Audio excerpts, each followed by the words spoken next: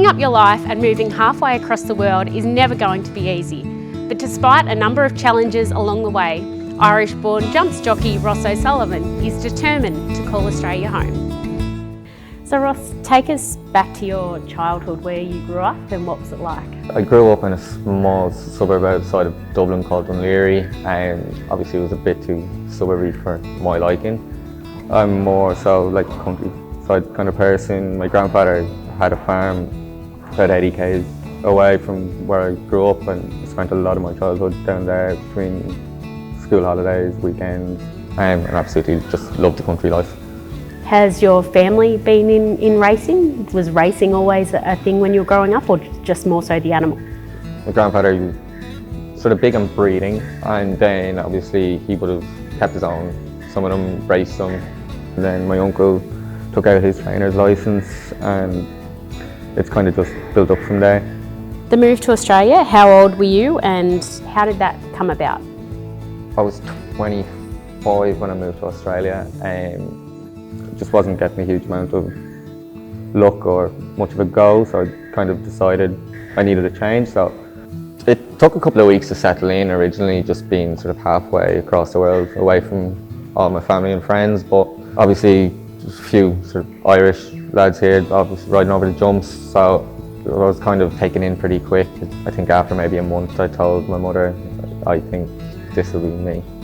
You've had a number of injury setbacks. Talk us through how they happened and what your injuries were. Yeah, look, I've had a few too many injury setbacks, to be completely fair.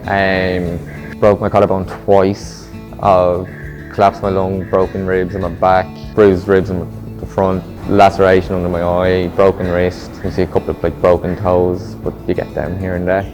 Does that put doubt into your mind, having so many injury setbacks, or each time have you been determined to get back race riding?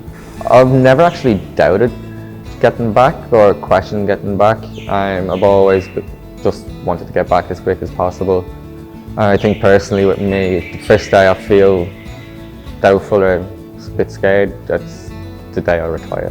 Goals? Is there anything in particular in the sport that you'd like to achieve? Short-term goal would be to outride my jumps claim, and then long-term goals would be I'd love to be champion jockey and also get my flat licence and mix both codes together, and hopefully be successful doing so. What advice would you give someone that's half thinking about making such a big move like you've done? The best advice I could give someone thinking about making a move would be to do it. And at the end of the day, it's only a plane ticket home. If you don't enjoy yourself, whether you say a month, 6 months, a year, as long as you want, really. I know personally for me, it's been the best move I've made, and I'd be completely supportive of anyone else thinking of it. That wraps up this week's edition of Country Heartbeat. We hope you enjoyed, and we look forward to bringing you another episode soon.